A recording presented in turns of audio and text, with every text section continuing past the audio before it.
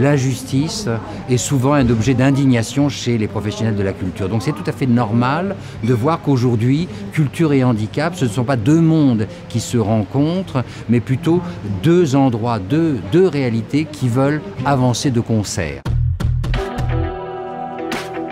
La carte interactive était censée répertorier toutes les infos pratiques en fait, pour la bonne venue des festivaliers à Avignon. Il manquait une information capitale, c'était les accès pour les personnes à mobilité réduite.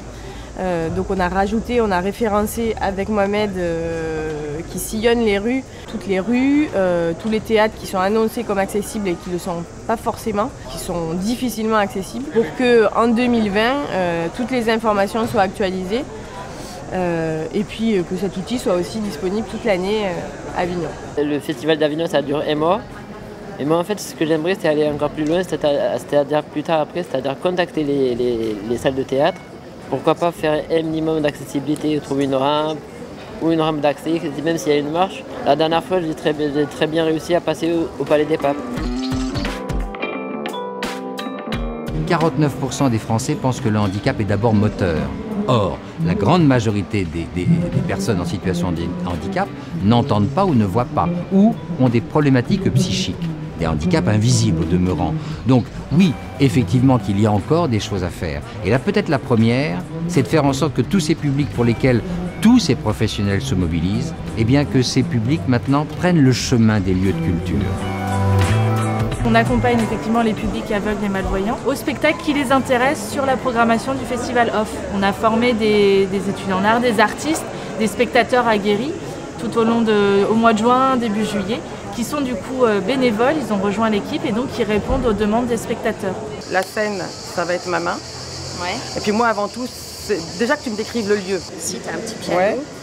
Là, à un moment donné, Marion, elle va jouer de la guitare ici. Donc en avant-scène, en avant-scène, tu auras... Là, tu as le public ici. Ok, ouais. Les expressions aussi. Ouais, tout ce qui va être expression de visage.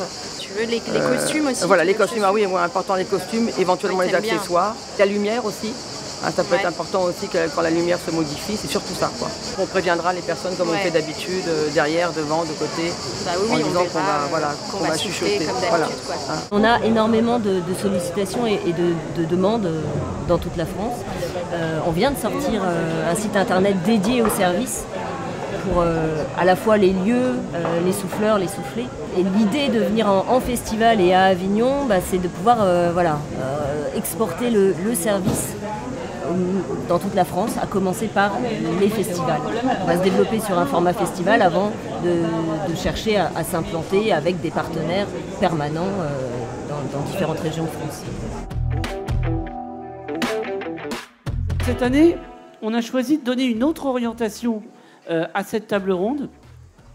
On est plutôt parti sur des professionnels du théâtre. Et ces professionnels, comment ils peuvent être amenés à penser la question de l'accès des personnes déficientes visuelles au spectacle vivant. On a parlé essentiellement de ces trois spectacles, mais on a aussi eu des conclusions un peu plus générales. Le fait de prévoir l'audio-description des spectacles en amont et les inclure dans les budgets de production, ce qui pourrait permettre justement de faciliter l'accès à des financements.